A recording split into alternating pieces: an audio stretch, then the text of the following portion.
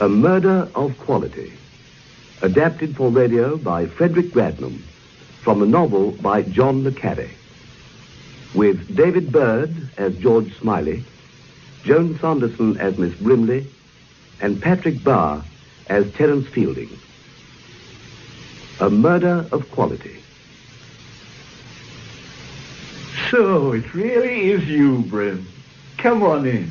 Did you think there was another female called Brimley about to enter your life? Oh, what a nice room, George. Yes, I suppose it is. Only it must be years since we last met. It is. 10 years. 10 years. And no doubt you could tell me exactly when and where. I could, but I won't. Oh, do sit down, Brim. May I sit here? Please. Now tell me, how did you find me? The telephone directory. Under Smiley. George Smiley. Ah. You're the only Smiley G.H. in the book. Then I telephoned first to make quite sure you weren't in, but I was able to leave a message which I assume you got. Yes. Oh, simple, isn't it? The obvious I always forget. Will you have a whiskey and soda? You still drink it? I do, and I will. Fine. You've left the service for good? For good? I wonder. One never knows with intelligence work, I find. No. And yourself, Brim? I edit a weekly paper. Ah, and trust, no doubt, that you have left the service for good. Exactly. Yes, I had another spell some time back. Oh, I didn't know that. Intelligence is all very different now. Ideas are different. People are different. The Steeds, Jeopardies, Fieldings aren't about anymore. All gone. Is that the right amount of soda? Thanks, that's just right. Your health, Brim. And yours, George. Fielding. Adrian Fielding had a brother. He teaches at Carne. Yes, that's right. Terence Fielding, a housemaster. That is, if he hasn't retired. No, he retires this half, whatever that means. It was in the Times some weeks ago. You seem well informed. Not well enough. Tell me about Carne School, George. Did you go there? Heavens, no. But you know about it? Yes, I know about it. Is it as bad as it sounds? Absolutely. Not that it always was. It didn't become really fashionable until about 100 years ago, and it was founded by Edward VI in 1550, I think. I've never really understood why some schools become fashionable with the rich, grow like Carne into bastions of snobbery and privilege. It's generally a headmaster. I mean, there's one head who lifts the school up out of the rut, and the right people get to know about him, send him their boys, and the tradition begins. Well, there was a man in the 1850s, the master. Carne calls the head the master. They don't have teachers. They have housemasters, house dons, and ushers. And half? A half is a term. They have only 2. What else? Carne itself. I know it's a town in Dorset, but what's it beside? Well, I suppose the school is the town. The playing fields and the staff houses encircle it. It's miles from anywhere, you know, Brim. Beautiful countryside, but quite isolated. Has little to do with the world most people live in. One would have to fit in. Or get out, I imagine. Yes. But that wouldn't be easy for the wife of a house don, would it? What's the problem, Brim? Well, I had a letter sent to my paper the other day from the wife of the man who's teaching at Carne. They haven't been there long. They're called Road, without the H. I see. Oh, what sort of letter? I'm a ridiculous spinster, I know, but it's worried me, and I knew you were the best person to come and see about it. Well, you'd better read the letter to me, Brim. All right. It's addressed from North Fields, Carne School, Dorset, and dated the 7th of February. Dear Miss Fellowship, I don't know if you are a real person, but it doesn't matter. You always give such good, kind answers. There's something very wrong here. I don't know if he's really plotting to... I can't write the word, but I feel as if I'm dead already. Do you understand? It's this place. It's done something to him so that he hates me. No, it's not just my imagination, and I really am perfectly sane and normal. But I'm frightened of everything, of what he's thinking and what he might do. And now the long nights are coming. Please write and tell me what I should do. I hope you don't get many letters like this. Yours faithfully, Stella Road, Mrs. Nay, Glaston. He is the husband, we must assume. Yes? It can't really be anybody else. And you're Miss Fellowship. Yes. Tell me, my dear Brim, what exactly is your paper, and how did you get onto it? It's called The Christian Voice, and it's a nonconformist weekly newspaper founded in 1903 by old Lord Lansbury. I'm its editor. It's very much a family affair. The same families take it now as did in 1903. The Lansbury we know is the son of the founder. He offered me the job after our outfit was thinned down in the 50s. Oh, yes, I remember now. And why do you take Mrs. Rhodes seriously? You've had other letters of the same order? No. Only one for a kitchen hints competition, and a note from her last year saying that her husband had been taken on to the teaching staff of Carne School. We printed the news. The point is, George, she's a Glaston. What is a Glaston?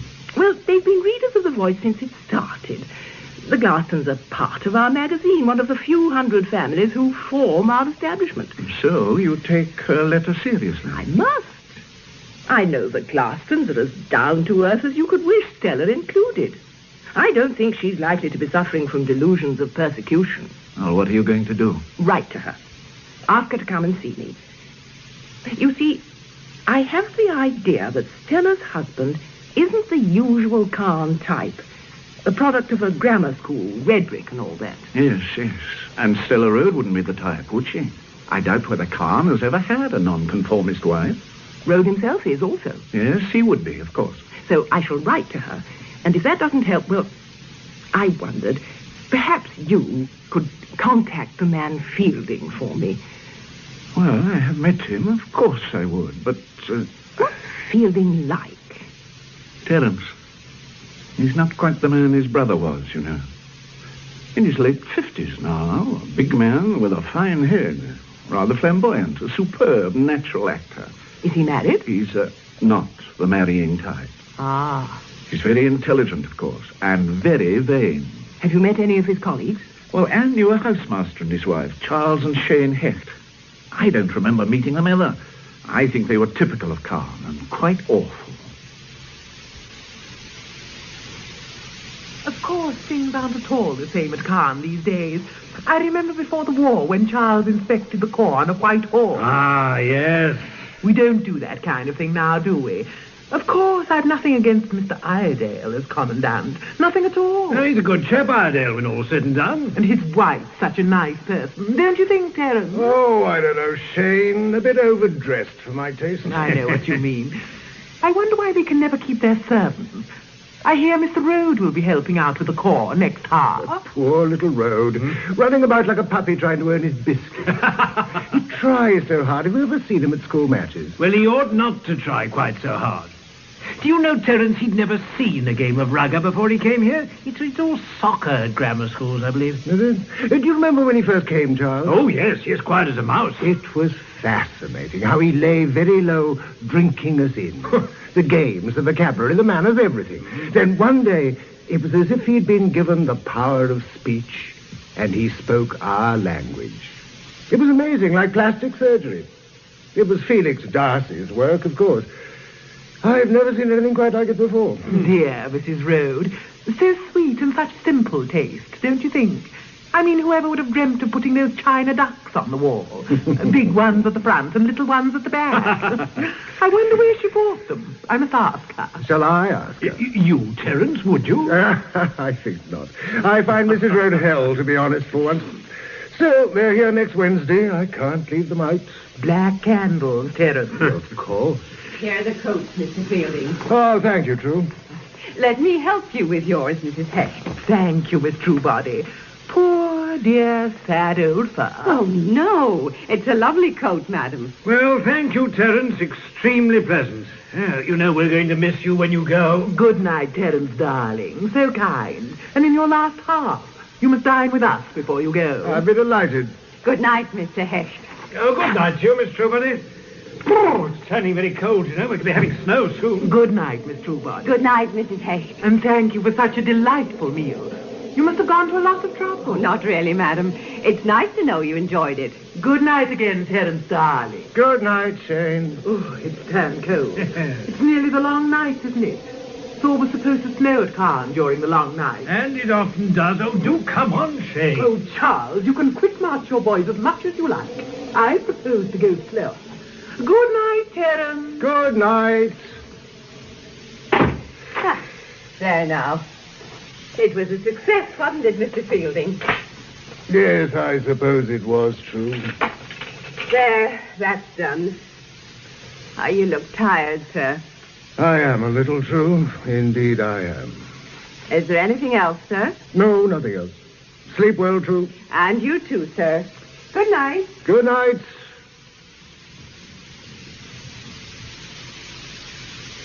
I wrote to Stella Road, George. Today I got another letter, not really a reply, and now I am worried. Which is why you've dropped in again. Yes, frankly. Here, read it for yourself. Right. 15th of February. Dear Miss Fellowship, I am not mad, you must believe that, but I know my husband is trying to kill me. I will come and see you as soon as I can. You do understand that I am normal. I'm so afraid of the long nights. There's something not quite right about him. At night sometimes, when he thinks I'm asleep, he just lies watching the darkness. I know he's trying to kill me, but what can I do? It's not nice, is it? You know, I suppose I should go to the police, but I thought first, would you perhaps see Terence Fielding? Yes. I'll ring him now. I could go down to Carne tomorrow. Oh, thank you, George.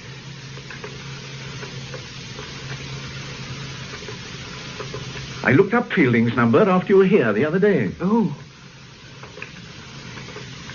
I wonder what the long nights are. Have you any idea? I don't know. It's Ash Wednesday shortly. Something to do with Lent, perhaps. It sounds possible.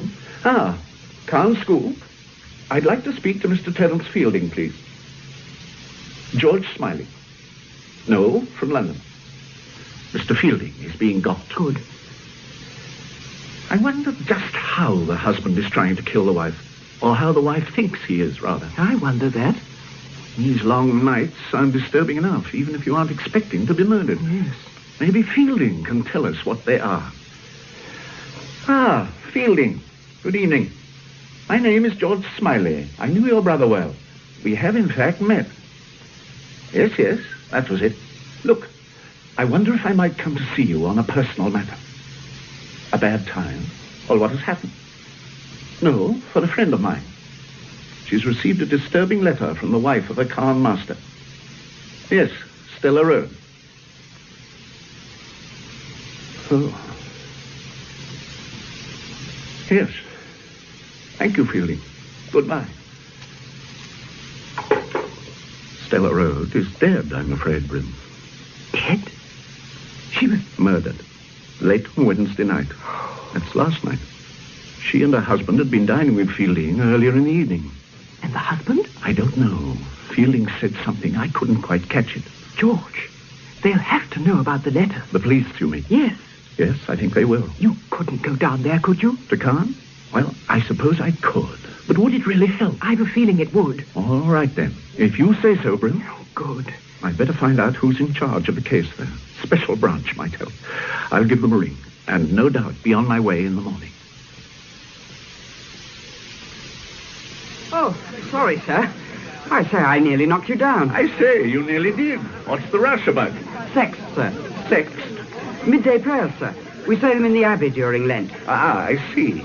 Is that the East Gate across there? Yes, sir. I'll show you, sir. I had no need, really, to rush, but we always do. Are you visiting the school, sir? Yes, I suppose I am. I hope to see Mr. Fielding if I have the time. Oh, he's my housemaster, sir. My name's Perkins. I'm Mr. Fielding's head boy, sir. Oh, that's what's called a coincidence, isn't it? Yes, it is, sir. You've had a lot of snow here. When did it start? Yesterday, sir. It's a few days early. We usually get it on the long nights. This is the gate, sir. Do you? On the long nights, eh? Oh, thank you, Perkins. That's the police station just across the road, isn't it? The police station? Yes, sir. Oh, thank you again, Perkins. And don't be late for sext.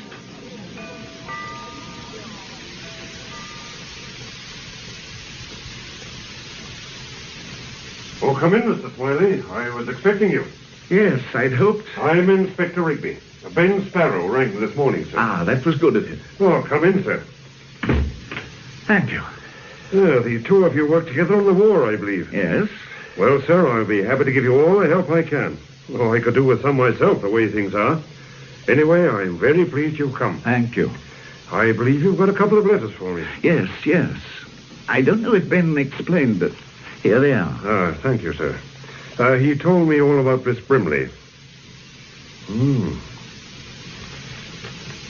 Oh. Not nice letters, are they?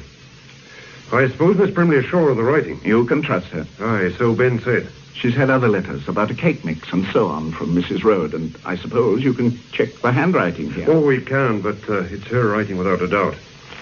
Well, sir, how long are you staying? Well, I don't really know, Inspector. I should probably stay for a day or two just to have a word with Fielding. And go to the funeral, I suppose. I've booked in at the Sawley Arms. Why no tell that? At least some think so. It's a funny place, Carne. There's a big gap between the town and gown. It's fear that does it. Fear and ignorance. Oh, I can call on Mr. Fielding and Mr. Darcy, and they say, "Good day, Sergeant," and give me a cup of tea in the kitchen. I don't get cross, but I can't get among them. They've got their own community, see, and no one outside it can get in on it. Yes, it would be like that. There's a lot I'd like to ask them. A lot of things. Who liked the Rhodes and who didn't. Whether Mr. Rhodes, the good teacher, whether his wife fitted in with the others. Lots of things. I've got all the facts I want, but I've got no clothes to hang on them. Well, if you want me to help, I'll be delighted. But why not give me the facts first? All right, then. Well, today is Friday the 18th. Stella Rhodes was murdered between 11:10 and 11:45 on the night of Wednesday the 16th. She'd been struck on the head, must have been 15 to 20 times. It was a terrible murder, terrible. At a guess, I'd say she came from the drawing room to the front door to answer the bell or something, and when she opened the door, was struck down and dragged round to the conservatory. The conservatory door was unlocked. I see. It's odd that he should have known that, isn't it? It is that, sir. He finished her off there, out of sight, like. He was wearing Wellington boots, size 10, be around 6 feet tall from the spacing of the footprints. And covered in blood. Aye. Where was her husband? I'll come to that later. Now, I said there were footprints, and so there were. The murderer came through the back garden. Where he came from and went to, heaven alone knows. There are no Wellington tracks leading away, none at all. A lot of other footprints. We can be grateful for the snow, but it doesn't help as it might. He left one thing behind him in the conservatory, an old cloth belt, navy blue, from a cheap overcoat by the look of it. Was she robbed or anything? No sign of interference. She was wearing a string of green beads round her neck, and they've gone, and it looks as though he tried to get the rings off her finger, but they were too tight. I need hardly tell you that we've had reports from every corner of the country about tall men in blue overcoats and gumboots, but none of them had wings, as far as I know, or 7-league Wellingtons for jumping from the conservatory to the road. On the telephone, Fielding told me that the Rhodes had been dining with him that evening. Just so. They left Fielding's house in the centre of the town at about 10 to 11, walking. Their house is about half a mile away on the edge of the playing fields. North Fields, it's called. That's the place. Well, they got there at about 11:05. When he got home, Rhodes remembered that he left a case containing examination papers behind him at Fielding's. So he went back, and Mrs. Rhodes was going to wait up for him. Well, he arrived back at Fielding's about 11:30, collected the papers in their case, and set off home again. At that time of night here, there isn't anybody much about. Rhodes doesn't remember whether he saw anyone. He has an idea a bicycle overtook him, but he's not sure. It was a fine night, cold, a fresh fall of snow on the ground. The light was on in the drawing room. Everything looked quiet enough, very normal. There was a moon, wasn't there? Nearly full. You could see a mighty long way. Well, anyway, he found he didn't have his key with him, so he rang the bell. But he got no reply. So he called to his wife through the letterbox, and still got no reply. Then he noticed the churned up snow and footprints going round the side of the house. Did he realize there was blood about? No. He thought it was an overflow from the gutter. It just showed up dark. Well, he followed the marks round the house until he came to the conservatory. No moonlight there, and the light didn't work. Didn't work? Oh, simple enough. The bulb had gone. And the conservatory wasn't used much in the winter. Well, did he light a match? No, he didn't have any. Non-smoker, see? His wife didn't approve of smoking. So he went in the dark, calling her name. Then he fell over something. At first, he thought it was a refugee parcel. Then he realized it was his wife. There he was then, in the dark, trying to find out what was wrong, and then discovering that his hands were covered in blood. He doesn't remember much after that. Poor devil. And then? He was found by a master who lives 100 yards or so away, Mr. Darcy. Almost out of his mind, his hands and face covered in blood. I arrived there about 1. We got him into Dorchester Central Hospital. He's still there, but I gather the shock's wearing off. What is the refugee parcel Rhodes mentioned? Mrs. Rhodes was the organizer for Carne of parcel collections for a refugee organization, the Public Schools Committee for Refugee Relief, clothes and such like. Very energetic at it, she was. I see. What fingerprints did you pick up at the house? Oh, Mr. Rhodes were everywhere. The others were made by gloved hands, made before Rhodes. And these examination papers he went back to Fielding's for, were they as important as all that? Yes, up to a point anyway. The marks had to be handed in by midday Friday. Today, that is. Well, why take them to Fielding's in the first place? Earlier on, Rhodes had been on chapel duty, so he didn't have time to return home before dinner. He changed at the school, and that's where he left his latchkey, in his other suit. I see. Then how do you explain Stella Rhodes' letters? Oh, it is known in the letters we've got to explain. Oh, what else? Well, as you know, Mrs. Rhodes was chapel, the only member of the school that was. The minister is a man called Carre. He knew her pretty well, even before she came to Carne. Well, isn't Rhodes chapel? Was. He turned Church of England when he came here. Tried to get his wife to turn also, but she wouldn't. Well, now, Carre came to see me a couple of weeks back. He was worried and very perplexed at what Mrs. Rhodes had said to him the day before. He came to see you, officially? He said he wanted to talk to me as a friend and not as a policeman, which meant he wanted to talk to me as a policeman. Naturally. And what had Mrs. Rhodes said? She told Carre that her husband was going to kill her. In the long nights. She repeated this a number of times. Carre let her go on, then asked her what put such a dreadful thought in her head. I think he was probably a bit too firm with her. In a way, all she did was to start crying. Not hysterically, just quietly to herself. So Carre offered to help her in any way he could. Asked her again what had given her the idea. Did she say? No, she wouldn't speak. Just shook her head. Then got up and went to the door. Shaking her head as if in despair, Carre said. She turned to him at the door, and he thought she was going to say something. But she didn't. She just left. How very curious. She seemed very certain that Rhodes was going to do it. It wasn't Rhodes. It couldn't have been. We found the murder weapon in a ditch 4 miles north of Carne, the morning after the murder. He couldn't have got it there, could he? What was it? 18 inches of coaxial cable, 2 inches in diameter. One of my chaps found it. We are keeping it very close, sir. All right, I'll remember. It is the weapon, I suppose. Everything fits. It's odd, isn't it, that the murderer should have carried the weapon so far and then just thrown it in a ditch. It is odd. Very odd. And I'll tell you 2 things that are even odder. There's a canal running beside the road for half its 4 miles. He could have pitched it anywhere along there. We'd never have been any the wiser. The other thing, Mr. Rhodes used a length of the same stuff in a demonstration lecture on elementary electronics. Mislaid it about 3 weeks ago. I see. I suppose... Yes, sir? Rhodes could have had an accomplice. He could. Well, the papers mentioned a woman you wanted to interview, a Mad Janie. Oh, it's a nice thought. Mad Janie as an accomplice. No, I didn't mean that. I just wondered why you wanted to interview her. Well, Stella Rhodes knew her, see? She was a kindly woman, was Mrs. Rhodes, easy to talk to. I knew her through being chapel, my wife also. We liked her, most did, although some of the women at chapel took against her, but, well, you know what women are. Anyway, Mrs. Rhodes sort of befriended this Janie creature, used to give her food and clothes. She is what you would call not all there. Happily alienated. Talks to herself and all that. Lives in a disused Norman church over at a place called Pyle, a couple of miles south of Carne. The oldest village in Dorset, so they claim. It's a rum place. Half a dozen families, all so inbred, you can no more sort them out than a barn full of cats. Well, Mrs. Rhodes used to visit her in her lair there. That upset some people. Yes, yes. And I suppose Mad Janie has vanished. Hasn't been seen in her usual haunts since early Wednesday night on the lane towards North Fields. But that don't mean a thing.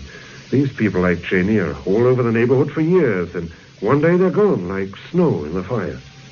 But we found a spare set of footprints running along the far end of the road's garden. Woman's prints, by the look of them. Could be Janie's. I hope to heaven they are. We could do with an eyewitness, even a mad one. Well, there it all is, sir. Yes. It's complicated. Aye. I'll nose around a bit, Inspector. When I get back to the hotel, I'll give Fielding a ring. He'll probably extend an invitation to dinner. I should like to talk to Fielding. Sherry wine or Madeira, Smiley? Thank you. A glass of sherry. Tarts drink Madeira, but boys like it. Perhaps that's why they're frightful flirts. We're all rather subdued at the moment by this dreadful business. Oh, how have the boys taken it? Oh, they adore it. My own house has been particularly fortunate because the Rhodes were dining here that night. Some oaf from the police even wanted to question one of my boys. Indeed? What on earth about? Oh, God knows. You knew my brother well, didn't you? He often talked about you. Yes, I knew Adrian very well. We were close friends. We didn't see much of one another in later years, Adrian and I. Being a fraud, I can't afford to be seen beside the genuine article. A message from Mr. Darcy, sir. Oh, hello, sir. Have you met Mr. Smiley, Tim? Yes, sir. I ran into him in the Abbey Close this afternoon. Ran into me literally, but apologized in the most gentlemanly manner and showed me the East Gate. Ah, I see. And I suppose Mr. Darcy is going to be a few minutes late. Yes, sir. Thank you, Tim. Good night, sir. Good night, sir. Good night, Perkins. Good night, Tim. Musical genius is Perkins, but a problem in the schoolroom. Darcy won't be more than 5 minutes, I know him. He's a frightful toad. Looks like a Sickert model 50 years after. All trousers and collar. Oh, what's his subject? Subjects? I'm afraid we don't have subjects here. Darcy is senior tutor by election and bachelor by profession, if you follow me. His subject is other people's shortcomings. Stella Rhodes, for instance. Ah. She was somewhat different from most of the wives here, I imagine. She was everything we're forced to ignore. She was red brick, council estates, new towns, the very antithesis of Carre. Yes. Did you like her, Fielding? Not a most Smiley. I didn't dislike her. I found her rather touching. But of course she made enemies. She was too honest. And Carne has no defense against her sort of honesty. Ah, that'll be Darcy. We'll let him have just one glass of sherry, only one. After all, he has kept us waiting. Terence, if I may talk shop for one moment. Perkins' work has been abysmal these last few days. I declare I have never seen work like it. Is he unwell? Has this terrible business upset him? What is it? He never was bright, but really... I don't think he's unwell, Felix. I'll have a word with him, if you like. Tim is a sensitive boy. Perhaps he's upset. Well, do have a little chat to him, Terence, please. I'm so sorry, Smiley, to go off suddenly at such a tangent. It was only that I wondered if this unseemly business could be responsible for the boy's behavior. Oh, yes. You're not suggesting that my head boy had a hand in the murder of Stella Rhodes, are you, Felix? Really, Terence, it was the last thing I had in mind. Frankly and in confidence, I have reason to believe it was her past that brought about her death. Why do you say that? It appears she was expecting to be attacked. Well, go on, Felix. It was her dog. You remember that mongrel they arrived with? Yes. A couple of weeks back, Harriman, the vet, a superior type of person, came to see one of my sister's dogs. He told us that Mrs. Rhodes had had the dog destroyed the previous day. She said it had bitten the postman. Oh, some long and confused story. The post office would sue. The police had been round, and I didn't know what... Where is all this getting us, my dear Felix? I'm coming to the point. She said to Harriman that the dog couldn't really protect. It could only warn. It wouldn't do any good. Wasn't she upset about losing the dog? Oh, indeed, yes. Tears and all. Harriman was rather perplexed, I gather. Mrs. Rhodes' behavior didn't seem to him at all normal. Another curious fact was the condition of the dog. Hmm? It had been maltreated, seriously so. Its back was marked as if from beating. Did Harriman follow up this remark she made about not doing any good? He asked her what she meant, but she wouldn't explain. However, I think the explanation is obvious enough. Oh, what? My sister and I talked it over after the death. We decided that Stella Road had formed some unsavory association before coming to Carne, which had recently been revived, possibly against her will. Some violent ruffian who would resent the improvement in her station. No doubt you've seen him lurking in the shrubbery, Felix. Well, How badly was the postman bitten by the dog? but that is the extraordinary thing, the very crux of the story, my dear fellow. The postman hadn't been bitten at all. My sister inquired. The whole story was an absolute string of lies from beginning to end. Glad you came, Felix. Oh, Smiley, just before you go. Yes? That business you rang me about, what was it exactly? Oh, a letter from Mrs. Rhodes just before she was murdered. The police are handling it, but they don't regard it as significant. She seems to have had a sort of persecution complex. So it seems, Felix? Well, good night. There's been a fresh fall of snow. The long nights, Terence, the long nights. We can walk up to the crossroad together, Smiley, unless you have a car. No, I haven't. I mean, not here. Good night, Fielding. Thank you for the evening. You must dine with me if you ever come to London. Do you? I'll let you know. Good night. Good night, Terence. Tell me, Darcy, what are the long nights? We have a proverb that it always snows at Carne in the long night. That is the traditional term here for the nights of Lent.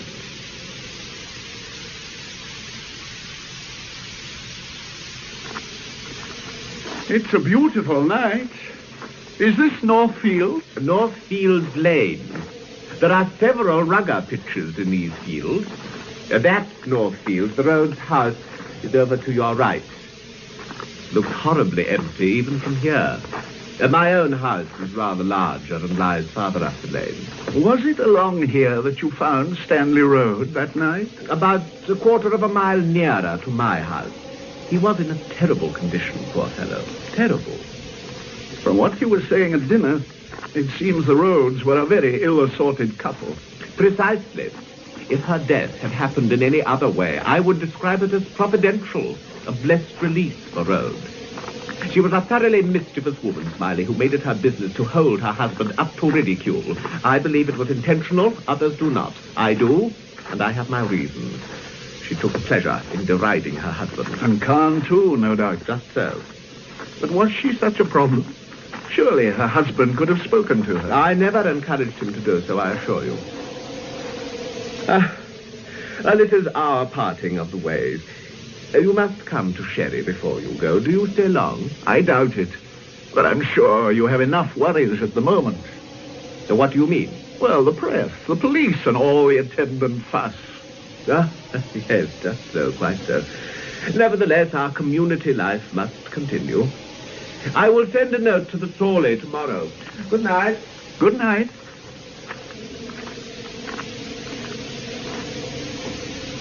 Shall I? Always visit the ground, the scene of the crime. One never knows. Here goes.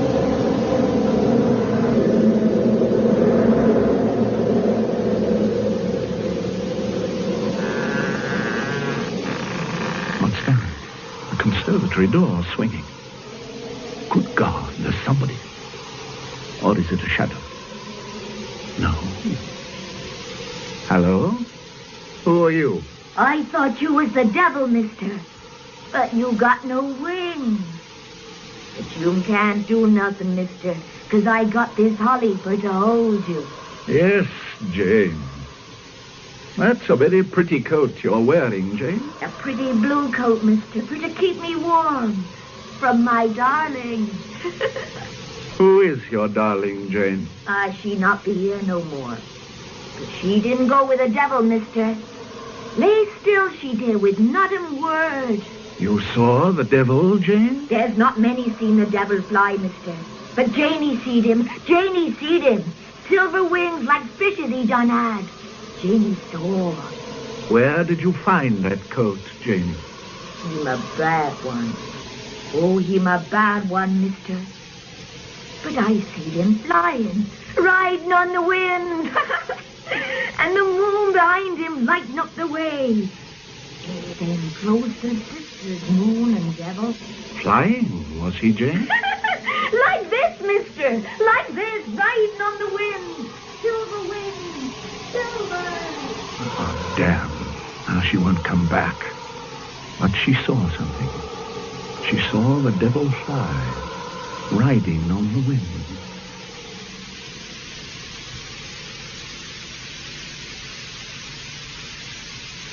We found her in the old church at Pyle. I'll tell you about that in a minute, Mr. Smiley. She's made a sort of statement. This last part of it reads like a confession, if it reads like anything. Can you understand it? So I tells my darling, I tells her, you are a naughty creature to go with the devil. But her did not hearken, see, and I took angry with her, but she paid no call. I can't abide them as go with devils in the night, and I told her. She ought to have had Holly, mister, there's the truth. But Janie drove the devil off. And there's one will thank me. That's my darling. And I took her jewels for the saints to pretty out the church. And a coat for to keep me warm. The coat? I suppose it is the one. Yes, we've traced the woman who gave it to Stella Road for the refugees. Janie must have pinched it from the conservatory. Did you find any, what she calls, jewels? We found the missing green beads. They were on the altar, on a cross of twigs. The whole place was scarifying. And of course she would go on about the devil, on and on. The devil flying. That's it, flying on the wind. His silver wings stretched out behind him. Like a folk song it is. Do you think she did it? No. Do you, sir? No, of course not. It was quite impossible. But I think she saw whoever did it.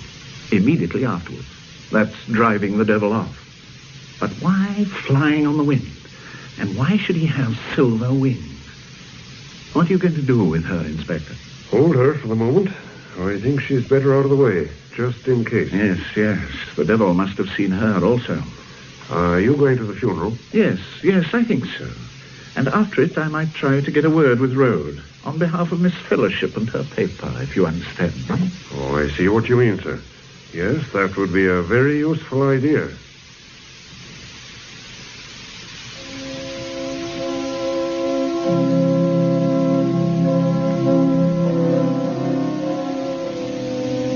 So, my dear Brim, although they didn't use the Abbey, poor Stella Road was given a high Anglican service with a congregation of town and gown. I must say I prefer the town to the gown from what I've seen of things. But I thought to write you this note just to say that Stella's father was there, a fine, upstanding old man. And I had my first glimpse of Stanley Road, a shallow, ordinary face, a short, ordinary body, black, ordinary hair. The odd thing about him was his impassive, almost too easy manner. Another piece of odd behavior. Fielding at the grave, moving away with an expression of strong distaste as Rode came near him, and Rode not noticing. I think, for once, T. Fielding was behaving in a genuine manner, but I can't think why he should give himself away, sir. Afterwards, I spoke to Rode on your behalf. Quite without emotion, the man was. Anyway, I'm seeing him tomorrow. He's back at Northfield to get some details for a small obituary on his wife for your paper. I hope you approve, my dear Brim.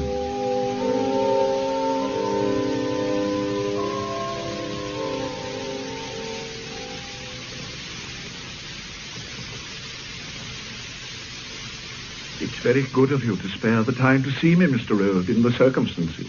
Not at all. You were married at Branksome, I believe, Mr. Rode. The Branksome Hill Tabernacle. A fine church. When was that? 12 years ago, last September. Did Mrs. Rode engage in charitable work in Branksome? I know she was very active here. No, not at Branksome. But a lot here. She had to look after her father at Branksome, you see. Did she take a large part in the social activities at Carne? She did a bit, yes. But being chapel, she kept mainly with the chapel people from the town. You should ask Mr. Cardew about that. He's the minister. But may I say, Mr. Rhodes, that she took an active part in school affairs as well? Yes, of course. Thank you. Now, is there any little fact that you would especially like us to include? Anything she herself would like to be remembered by? No. No, not really. I can't think of anything. No, you could say her father was a magistrate up north. She was proud of that. You've been very patient with me, Mr. Rhodes. We're most grateful on The Voice. I say, you haven't got a car, have you? No. I'm afraid I left it in London. Oh. Never mind. I was only going to suggest we went for a drive, had a chat at the same time. I get a bit fed up kicking around here on my own. I understand. Do you? I don't think many do. Understand the loneliness, I mean. They found out all my correcting. What am I supposed to do here all on my own? No teaching, nothing. You'd think they want to get rid of me. Oh, I'm sure that isn't so, Mr. Rhodes. I know they've done it for the best. But it worries me nothing to do. And my correction, well, not being handled as I would. Simon Snow gave one boy of mine in elementary science 61%. The boy's an absolute fool. Perkins is his name, nice enough boy, head of Fielding's house. He'd have been lucky to get 30%. Snow gave him 61. It's impossible, quite impossible. Yes, it does seem unlikely. I suppose really I should have moved out of here. The place is getting on my nerves a bit. This house, you mean? Yes. Miss Darcy asked me over to their place to stay, you know, but I didn't feel like it somehow. Not yet. No, of course. Very good people, the Darcys. Very good indeed. They have a sherry party on tonight. I'd quite like to have gone in a way. Who haven't you met, Smiley? Well, the young people in the... Oh, no, they've moved. Oh, there they are, Darcy. Are they the Snows? Ah, yes, just so. Simon and Anne Snow. Let me introduce you. Thank you. I say, Dorothy, is that Smiley your brother's introducing to the Snows? Yes, that's him. Strange little blighter. He married Lord Thorley's cousin. Did you know that? Oh? Yes, Lady Anne Thurcombe. She left him soon afterwards, of course. What do you mean, of course? You don't know Anne Thurcombe. And now I've seen George Smiley, I wonder if it ever happened. Poor Simon's been having an awful time, Mr. Smiley. Felix Darcy unloaded all Rhodes' exam corrections onto him. You mean you have too lots of corrections? Afraid so. It's been a bad week. And rather humiliating in a way. Several of the boys who were up to me for science last half are now in Rhodes' form. One or two I'd regarded as practically unteachable. Rhodes seems to have brought them on marvelously. Yes. He was talking to me about one boy, Perkins. He should be pleased with Perkins. The boy only got 15% last half. This time it's 61. Quite remarkable. Whatever else they say about Rhodes, he's a good teacher. Teacher, darling, don't let them hear you use that expression. Oh, no. You know, Mr. Smiley, Simon's leaving at the end of this half. Oh. Yes, thank heavens. Back to Oxford, a DPhil, and then a university job. You don't like Carre? Oh, can you blame me? I like it less than poor Stella Road did, and that's saying something. Shane Heck's advancing. You must be dreadfully important, Mr. Smiley, for Darcy to serve decent sherry. What are you? President of the Royal Academy? Oh, I'm afraid not. Darcy and I were both dining at Terence Fielding's on Saturday night, and Darcy asked me for a sherry. I don't think Terence can be coming. He seemed frightfully upset at the funeral yesterday. Well, it was rather upsetting, don't you think? Oh, dreadful. Stella Road was such a nice person, I thought, and so unusual. She did such clever things with the same dress. But she had such curious friends. Mrs. Snow, I've been meaning to talk to you. I want you to take over Stella Rose's job on the refugees. The master's very keen on refugees. No good, Miss Darcy. We're leaving at the end of this half. I thought everyone knew that. Felix never tells me a thing, old dress. And don't you ask me, Dorothy, darling. You know I'm up to my eyes in all sorts of charity. Refugees? Oh, it all started with the Hungarians, collecting for them. Stella Rose was one of the few wives who did anything. She worked very well right until her death. I went over to North Fields on Friday with that parson man from the Tin Tabernacle and Cardew. To see if there was any refugee stuff to tidy up, and there wasn't a thing out of place. Everything was all packed up and addressed. We just had to send it off. Oh, that was very efficient. Well, it was. Now, who the hell can I find to replace her? Darling Dorothy. Never happy unless she's organising somebody. Mostly poor Felix. I suppose I could help. After all, Stella Rhodes was very kind to us, you know, Mr. Smiley. Yes. The only Smiley I ever heard of married Lady Anne Thurcombe, a very curious match. I understand he was quite unsuitable.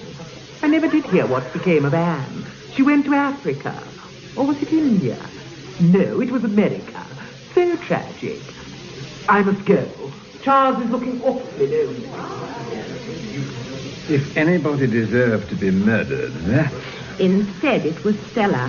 How unjust things are. You said she was kind to you. Oh, very. Yes. Just one thing. When we moved into a little house in Bread Street, the rain was simply teeming down. We used a firm called Mulligan's. They were absolutely foul. Wanted paying straight away. And I didn't have the checkbook, and Simon was examining for the scholarship. So they even threatened to take the stuff away again. Yes, fantastic. Then Stella turned up. I can't think how she even knew we were moving. When she saw what was going on, she just went to the phone and rang Mr. Mulligan himself. I don't know what she said to him, but she made the foreman talk to him afterwards, and there was no more trouble after that. She was terribly happy to help. Extraordinary story, isn't it? But completely true. Yes. A sort of magic spell. I hope you didn't mind my turning up like this out of the blue, George, but the chance came, and I thought I'd like to see Carne. I can't think how the Christian voice will manage without you for a day, Brim. Don't be sarcastic.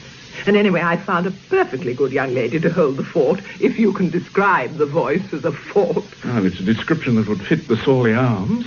Take where we are now. They call this the residence lounge. Yes, it's a rather extraordinary echo of the past, isn't it? Inefficient, antiquated, and smug. There's a framed tapestry in my room of a Buckinghamshire garden. Even I've forgotten such things once existed. And still do, it seems. The one in my room is of the wild garden at Sandringham. Good Lord. I didn't believe it at first, but it's true. I'm glad you came today. Thank you, George. It wasn't Road, was it? No, it was impossible. Rigby is keeping one piece of information very close. I can't tell you what, but it lets Road out.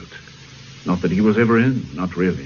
Have you any idea why Stella Road accused him as she did? Well, I wrote to you about the minister of the chapel, Cardew, didn't I? Yes, you wrote out everything very clearly. And as you said, cause and effect just don't go together. No reasonable sequence of events.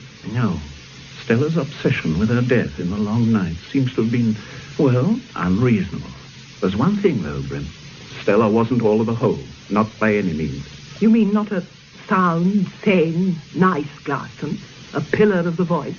There are a number of opposing views about her. In Carne, I mean. Darcy dislikes her and seems to have very good reasons for doing so, which he keeps to himself. And there was the dog that didn't bite the... Who was it? Postman. Yes. Well, perhaps she was afraid of someone. But not her husband. Not Rhodes, no. Then at the party this evening, a very nice young couple, the Snows, told me how helpful she was when they moved in the town. Came and saved them when the removal men were being difficult. Rang up the owner of the firm, a Mr. Mulligan. Mulligan spoke to the foreman, and all was sweetness and light. What did she say to Mulligan? Well, that the Snows don't know. But Stella Road was of no importance in Carne. If she'd been the master's wife, then it would be understandable that Mulligan would kowtow to her. So she must have had something on the man. Yes. Doesn't signify. It only places Stella Road in another light. Now, what was it Felix Darcy said to me? She was a thoroughly mischievous woman. And then he went on to say how she took pleasure in deriding Road, holding him up to ridicule. Road isn't weeping any tears, is he? No, he's indifferent. And it's an indifference which can only come from a clear conscience. About Road's briefcase, George, did he really have to go back to Fielding's for it at that time of night? Was he going to sit up marking the papers until the early hours? I don't know. Presumably he was, but I don't know. I know one thing, Brim. Not that it has anything to do with the murder. What's that? Fielding's head boy, Timothy Perkins, has been cheating in elementary science. Oh, it's obvious. His exam marks were unbelievably high. And the science papers, were the ones in Rhodes' case.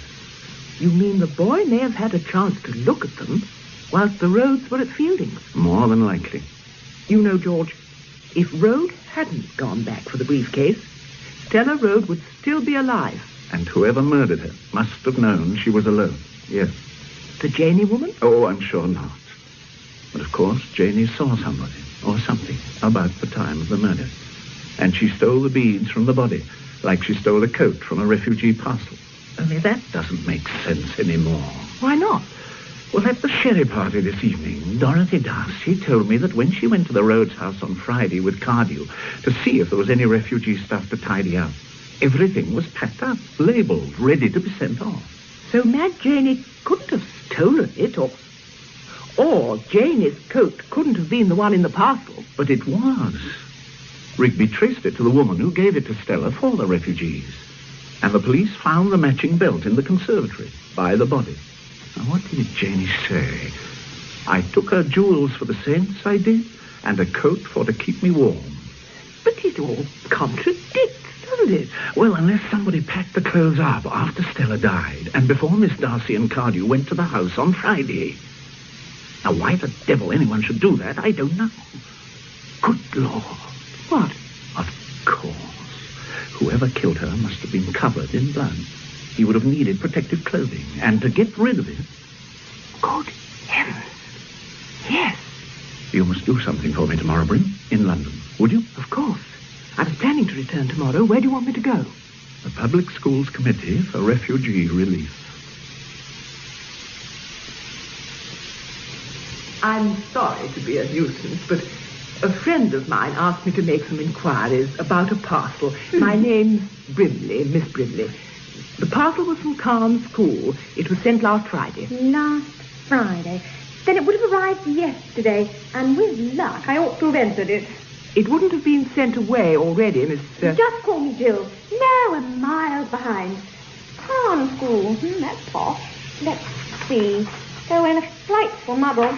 But then if we weren't, we wouldn't be the Public Schools Committee for Refugee Relief, would we?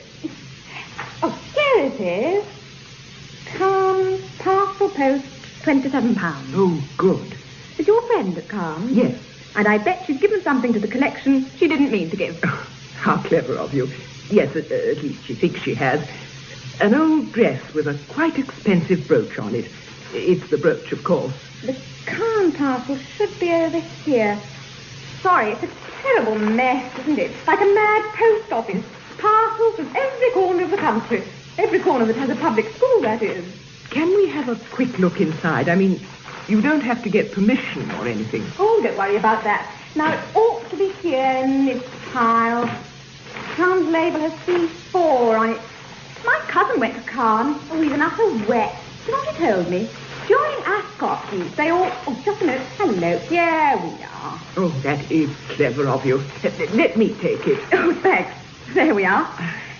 I say, Carne was where they had that dreadful murder, wasn't it? They're holding that mad woman, aren't they? Now, let's open it. Funny. What is, my dear? Well, normally the Carne parcels are beautifully packed, but this is quite different. I'll take the things out one by one. Awful muddle. What colour dress? Grey. Grey with a few pink flowers. Socks. No duffel. 2 black pullovers.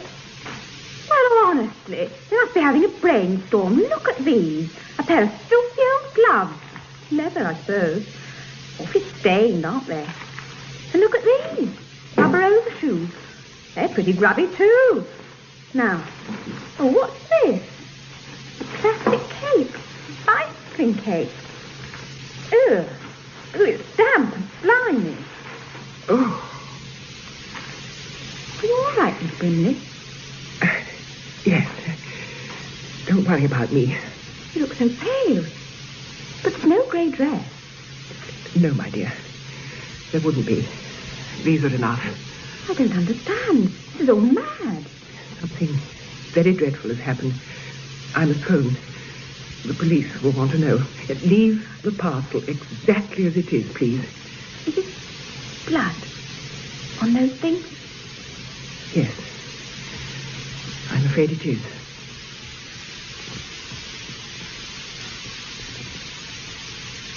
Tim! What? Oh, you did give me a start. And you haven't even put the light on. I was just going out. Standing there like a figure in Madame Tussauds. I'm just on my way to Mrs. Harlow, my music lesson. I know that, Tim Perkins. I know which evening it is. Yes, Miss Truebody. Well, Tim, what is the matter? I don't think there's anything the matter, Miss Truebody. Of course there is. Ever since poor Mrs. Rhodes died, you've been going about looking as if you'd seen a ghost. It's not like you. Did it upset you so much? Mrs. Rhodes? No. No, it hasn't, really. I was awfully sorry, but, well, I'd only been to tea with her once. Yes, Tim. I know what you mean. So it's not poor Mrs. Rhodes. What is it? Nothing. Well, it's only the exams. They've worried me. I'm not sure if I've done it all well or if Mr. Rhodes will see my results. I mean, will you see? I don't see, Tim. Let me tell you after my music lesson. All right. I'll be in my room. Oh, thank you, True. Thanks ever so much. Mind how you go on that bicycle. And do be careful at the bottom of Longmead Hill. It's awfully slushy down there. I'll go as slow as a snail. Give my regards to Mrs. Harlow. I will. Oh, Mr. Smiley, you got my message then? Message? No, Inspector. I was on my way over already. Oh, I thought you were quick in arriving. You've heard the news then? What news? About the boy in Fielding's house, missing all night. No, I've heard nothing. Well, 8:30 last night, Fielding rang us here. Perkins, his head boy, hadn't arrived at a music lesson with a Mrs. Harlow who lives over at Longmead. Neither had he come back. We found him an hour or so later at the bottom of Longmead Hill, half in the ditch, his bicycle beside him. Dead. Oh, my dear God. We've closed the road and we've been trying to reconstruct the accident. Looks as though he must have fallen from his bike near the bottom of the hill and hit his head on a stone, his right temple. How did Fielding take it? He was very shaken. Just seemed to give up. And then he broke down and asked to be left alone. How do you mean, broke down? He cried. Wept like a child. I would never have thought it. I suppose it was an accident. I suppose so. Perhaps, Inspector, before we go any further, I'd better give you my news. That's why I came to see you. I just heard from Miss Brimley. She's been looking at the contents of a parcel. Yes, they're at the refugee relief place at York Square. No, I'm not sure. I'm only hopeful. Yeah. Yes, fingerprints on all surfaces. Yes. I'll come up with the 4:25 this afternoon. At 8:05. Oh, one last thing. I'll be bringing some samples of a schoolboy's handwriting and an examination paper. Yes. I'd like the opinion of a handwriting expert. Thanks. See you later. Hey, it's a funny sort of jump in the dark, that one of yours about Perkins. Well, I've no idea yet what it might prove. But that bicycling cape in the parcel looks like the answer to Jane's silver wings in the moonlight. Someone riding a bike with a plastic cape flying out behind him. Yes, the devil riding on the wind. I shall have to let Janie go, I suppose. I wouldn't, Rigby. Keep her with you, so long as you can possibly manage. No more accidents, for heaven's sake. We've had enough. Then you don't believe Perkins' death was an accident? Good Lord, no.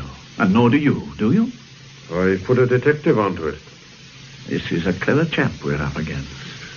Everything devised to the last detail, even the weapon you found where you did. Stella Rhodes' murder was a murder with clues cast to mislead. A murder planned to look unplanned. And somehow poor young Perkins got in the way. Or more likely knew something, without knowing it, if you see what I mean. God knows what, except it was important to the murderer. All right. I'll keep Janie in. If you find any fingerprints on the stuff in the parcel, will you have anything local to compare them with? Well, we got Rhodes, of course, and Janie's. But not Fielding? As a matter of fact, we have, from long ago. But nothing to do with this kind of thing. Oh, it was during the war. His brother told me, up in the north of England. It was hushed up, wasn't it? Yes. So far as I've heard, only the Darcys know. And the master, of course. Some Air Force boy. Yes, that was it. Well, I'll be off. Good hunting in London, Inspector. Are you making any calls or anything, sir? Well, I was thinking of dropping in at Fielding.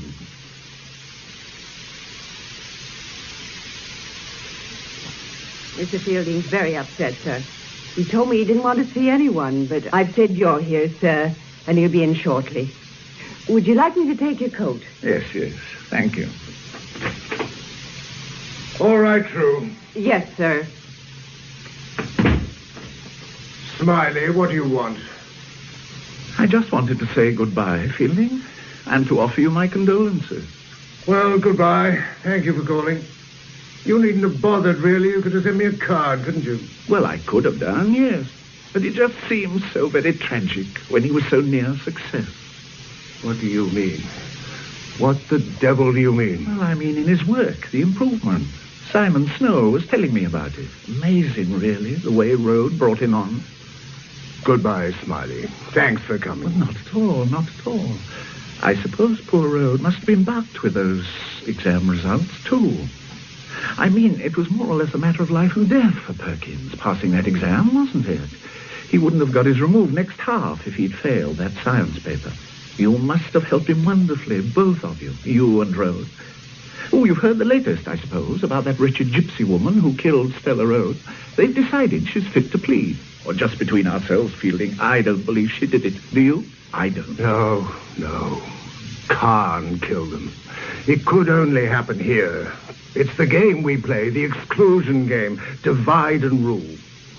Now, for God's sake, go. You've got what you wanted. Go. Oh, come on, Fielding. There's a fire here. Now, sit down. Good. Now, listen.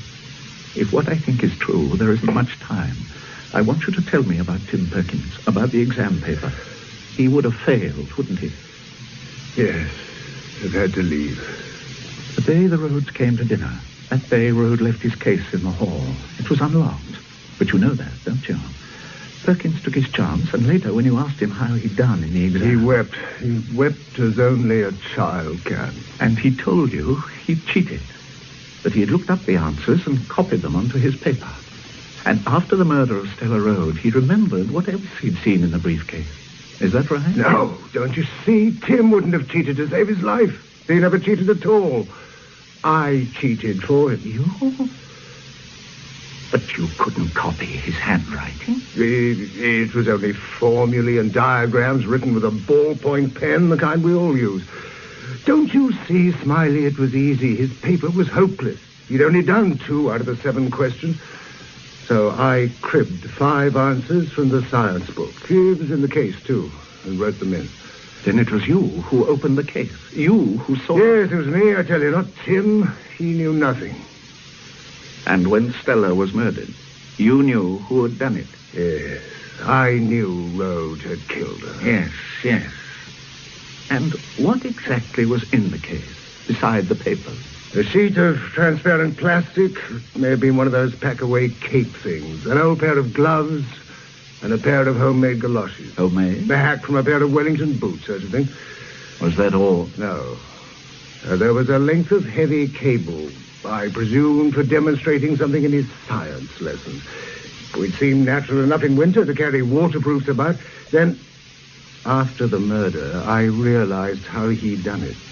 Did you know why he'd done it? Rhodes was drunk with the pride of Carne.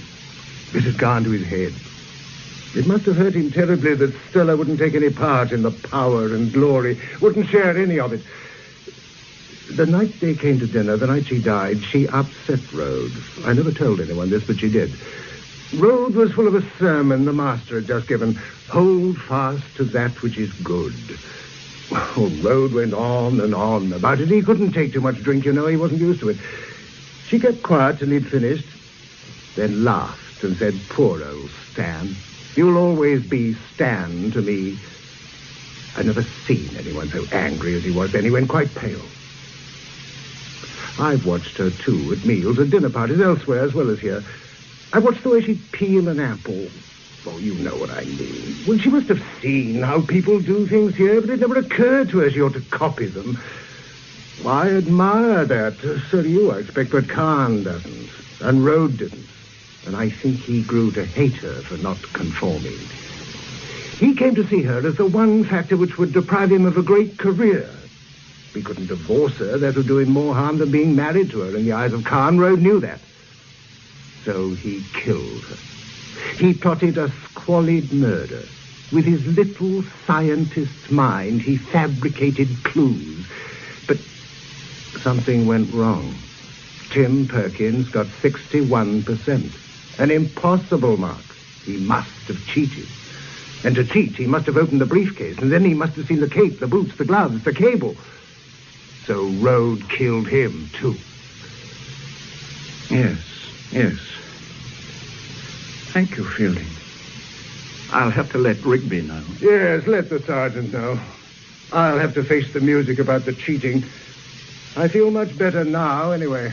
Much. I sent a chap round to collect Rode. He should be here any moment. And no arrests, just a chat. Why the hell didn't Fielding tell us about this before? Oh, that's what I'm wondering. It could be that he didn't understand the significance of what he saw until... Until what, sir? Perkins's death, I suppose, Rigby. And that doesn't add up. The handwriting blokes at the yard are convinced that the whole exam paper is in the same hand.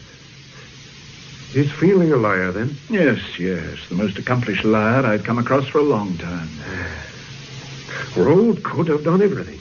He could have dressed himself up in a plastic outfit, killed his wife, then put the cape and things in the refugee parcel. Having done that, he plays the part of the distressed husband. The only trouble with that pretty picture is how he made the weapon fly through the air into a ditch 4 miles away. It just doesn't work. And would he have had the courage to go back in there, playing the distressed husband, knowing that Mad Janie was about? If he did know. Were there any fingerprints? Not a one. And the blood on the gloves and on the length of the cable are of the same blood group, which was Stella Rode. Nobody knows that you found the weapon, or when you found it. Nobody outside my squad, and yourself.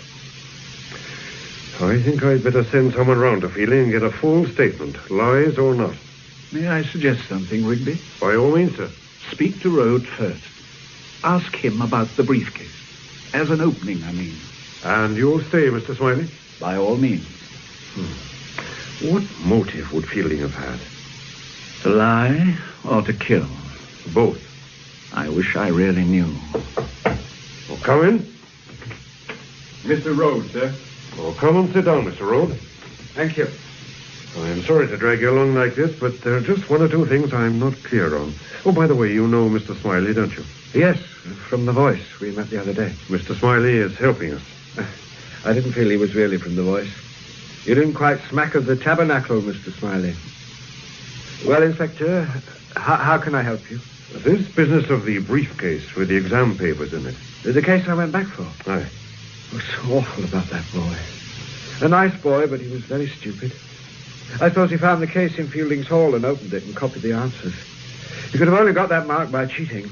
I should have locked it, of course. What else was in the case, Mr. Rode? What else? Well, only the papers in the book with the questions and answers. Henderson's Elementary Science, it's called. Well, you've seen the case, surely. It's only a little one, about 18 by 12 inches, 6 or 7 inches across. Well, why did you leave it behind? Was it absent-mindedness? No, not really. I could have sworn Stella was carrying it as we stood in the hall saying goodbye. It wasn't until we got home that she asked me what I'd done with it. She asked you what you'd done with it? Yes. And then she threw a temper and said I expected her to remember everything.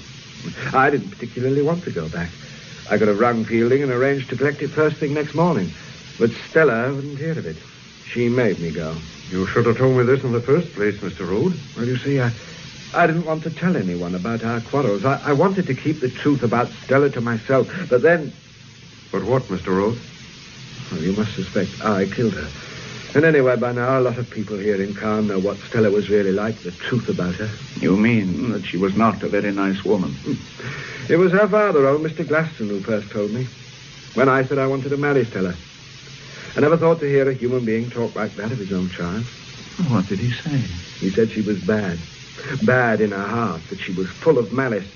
He told me how she'd lead people on, all kind and warm, till they told her everything. Then she would hurt them.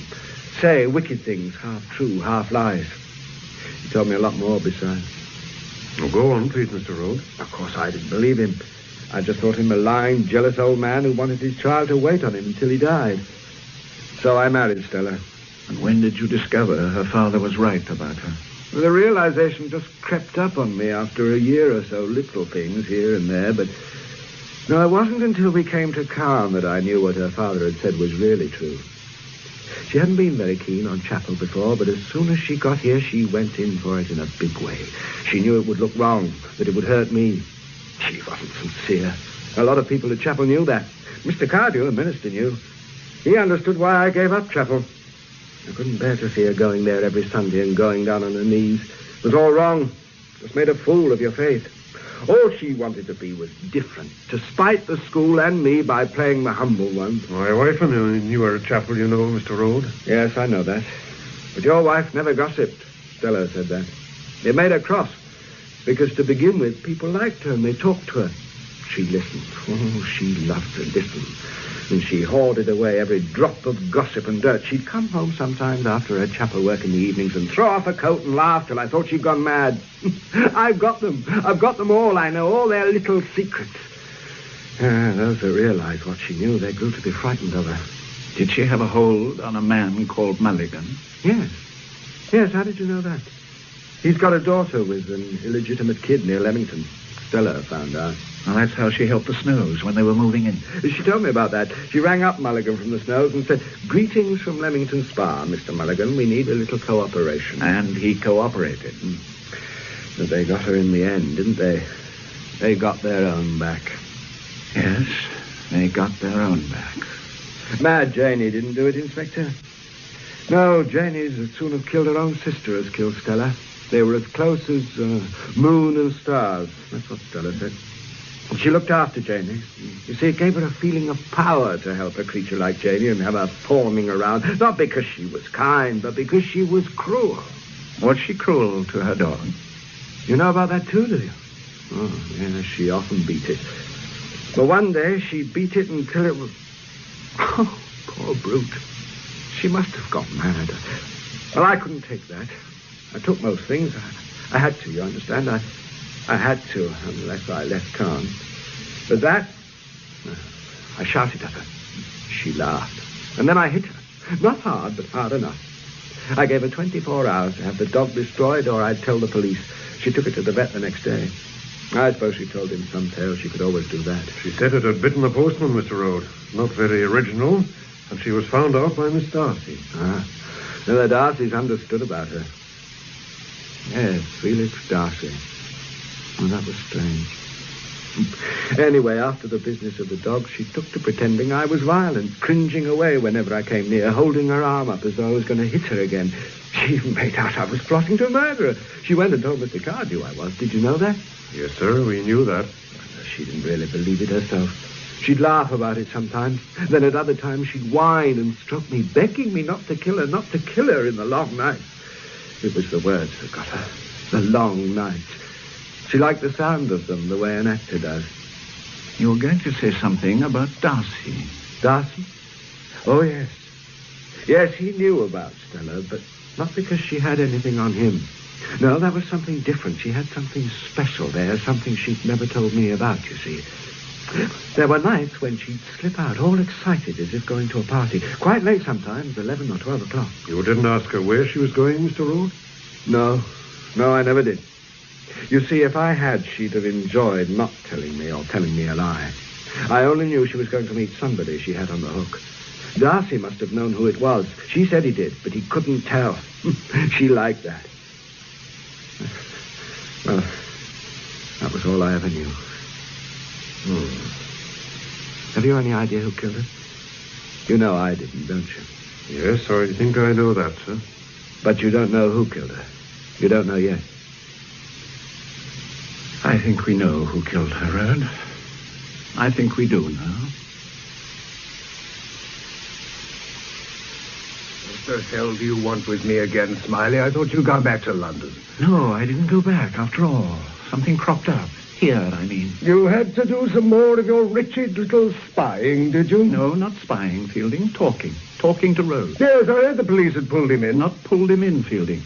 They've just been getting his story. Well, thank you for telling me, Smiley. It's most interesting, but you needn't have bothered. I'm not concerned any longer with Road or any of this dreadful, sordid business. At the end of this half, I leave Carne for good. Wash my hands of the place. Goodbye, Smiley. The story you told me yesterday when I came and saw you about cheating for Tim Perkins, how you took the paper from the case and altered it. Yes? It isn't true. They've examined it, and it isn't true. The writing was all one person, the boy's. If anyone cheated, it must have been Tim Perkins himself. My dear Smiley, you can't expect me to believe that. These policemen are practically moronic. And what does it matter? Tim is dead, isn't he? Road killed him. Look, Smiley, I've things to do. I have to go to London tomorrow. Do you know why? I'm seeing a headmaster about a job. I've no pension when I leave here, you know. I have to go on working. I shall have to teach at a crammer's, a sort of breaker's yard for old dons. Don't you feel sorry for me? Isn't it a nice sensation to feel pity for an old fake like me? Of course, it doesn't necessarily signify anything. I mean, you could be protecting the boy, couldn't you? By lying for him, even though he's dead, for his honor, so to speak. Is that the explanation? I've been playing to an empty house here at Carne, you know, Smiley. They won't remember me for more than a half or two. What a mess I've made of life. That's all there is to it. You've got to listen, you know, Fielding. There might have been collusion between you and the boy. A situation where you were moved by the boy's distress when he brought you the papers. And on the spur of the moment, you opened the case and took out his paper and told him what to write. I told you the truth yesterday. Make what you want of it. I'm trying to help, Fielding. I beg you to believe me, I'm trying to help. I don't want there to be more trouble than need be, more pain. I want to get it straight before Rigby comes. It matters terribly about the briefcase. Everything hangs on whether you really saw inside it and whether Perkins did. Don't you see that? Sit down, Smiley. What are you trying to say? If it was Perkins who cheated after all, if it was only the boy who opened the case and not you, then they'll want to know the answer to a very important question. They'll want to know how you knew what was inside it. What was inside it? The plastic cape, the gloves, the galoshes, the piece of cable. I saw them. They have to believe that. They were the things, even if that police sergeant hasn't been able to find them. Oh, don't be so silly, Fielding. Everything's been found. It was all in a refugee parcel. All but one thing. Well, Road had every opportunity to do that, put things into one of Stella's parcels afterwards. Well, let's start from the other end. Suppose it was you who killed Stella Road. Suppose you had a reason, a terribly good reason. Suppose you went ahead of Road after giving him the case that night, overtaking him by bicycle.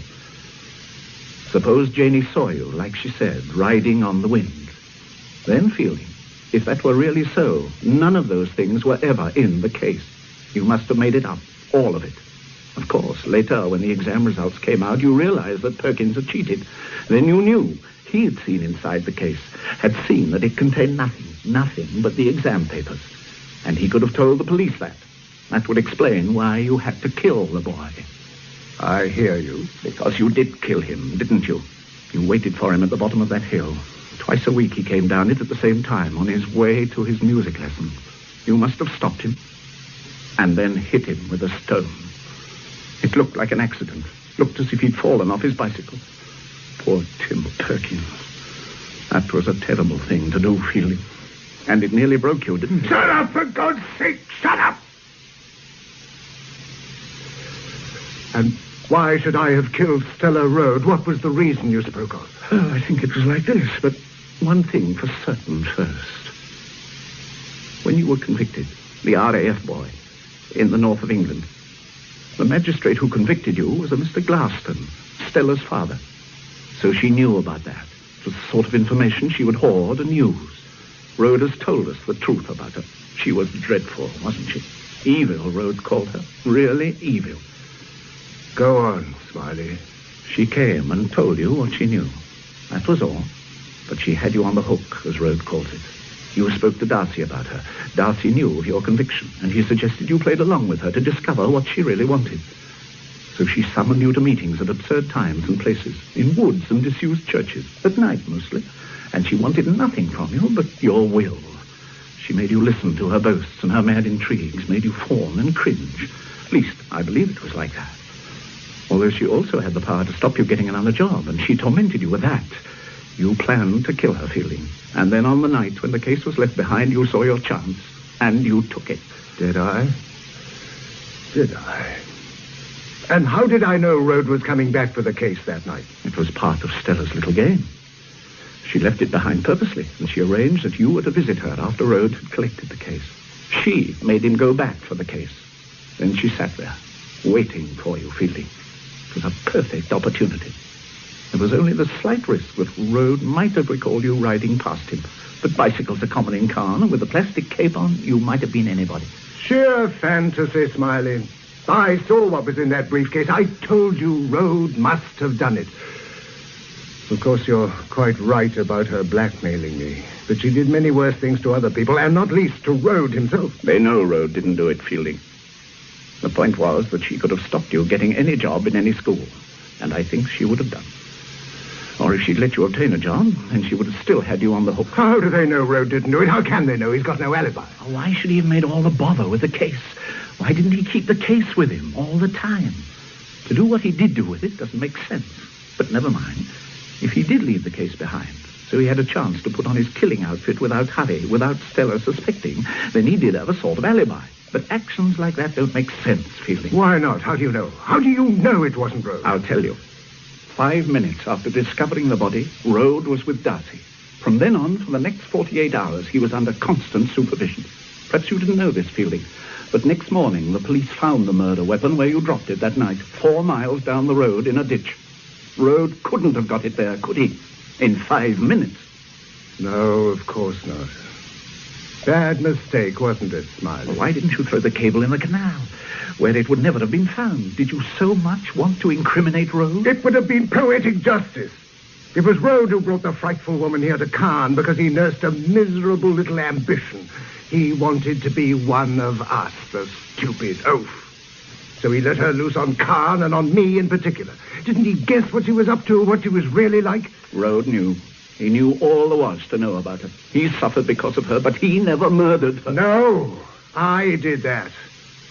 She got her just desserts. And you know, Smiley, if I hadn't done it, somebody else would, sooner or later. She'd have tormented some other poor devil.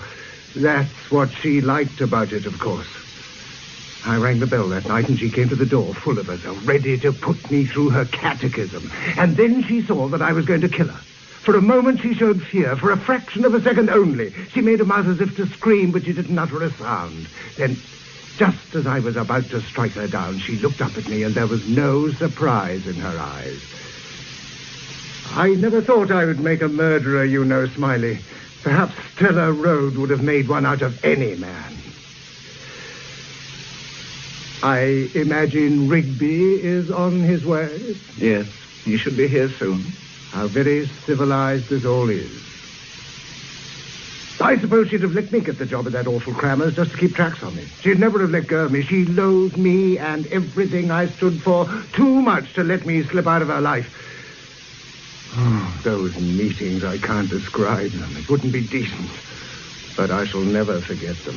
And I shall have plenty of opportunity to remember them, shan't I?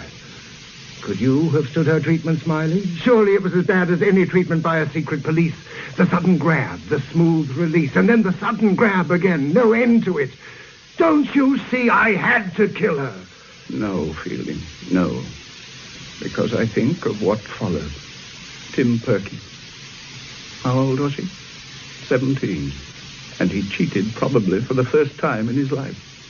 And paid for it with his life. I try to forget that. To kill the thing you love. God help me. And now True will answer the door and say, "Good evening, Mr. Rigby. What can I do for you?"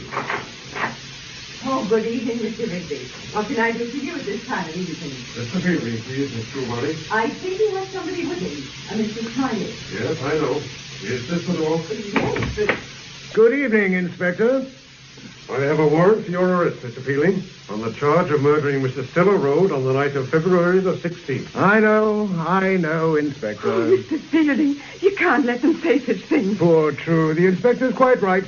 On the night of the 16th, I killed Stella Rhodes. No, you're just saying that, Mr. Fielding. You couldn't murder anybody, not you, Mr. Fielding. I never thought I could either, True, but she made me a murderer, you know.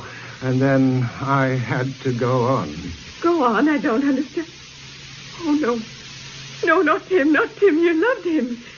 I saw him off that night. I told him to be careful. Come on, for heaven's sake, let's get this over with. I must warn you that anything you say may be used in evidence. It always has been, Inspector. Goodbye, Smiley. I'm sorry I'm not a patch on my brother. Goodbye, Fielding. You know, they'll never be able to live this down at Carne. Things will never be quite the same again here. That is something to be remembered by, isn't it? Quite something.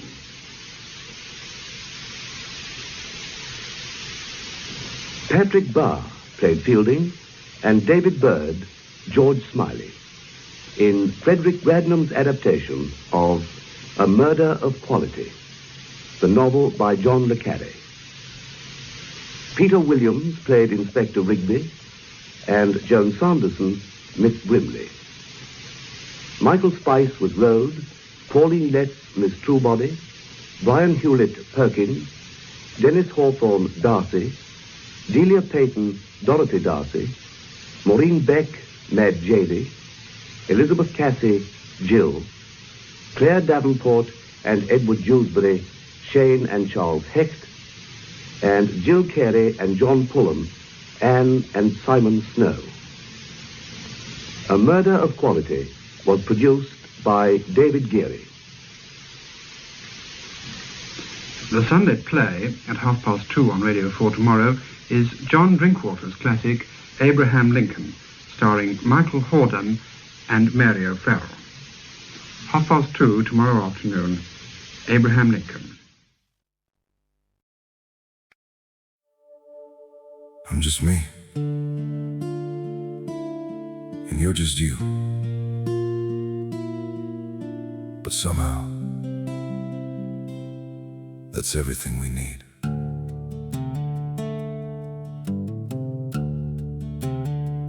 I don't have a perfect story, no shining crown to wear,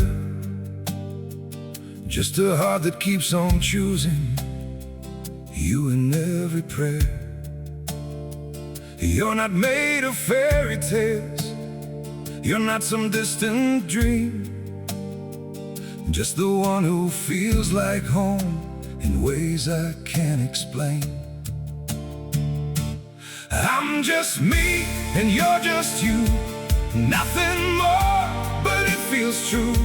No disguise, no in between, just the way it's meant to be. We don't need to be someone, we don't have to chase the sun, in this world so wild and free. You belong with me.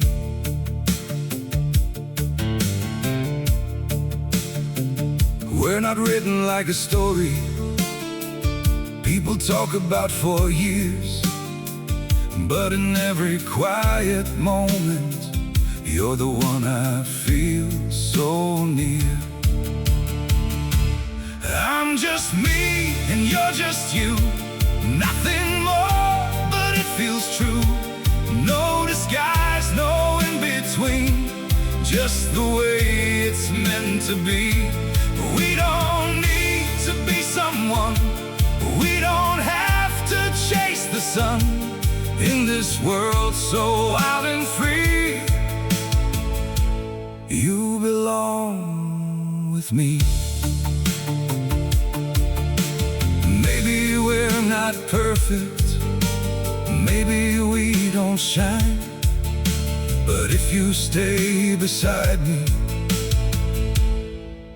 then everything is right.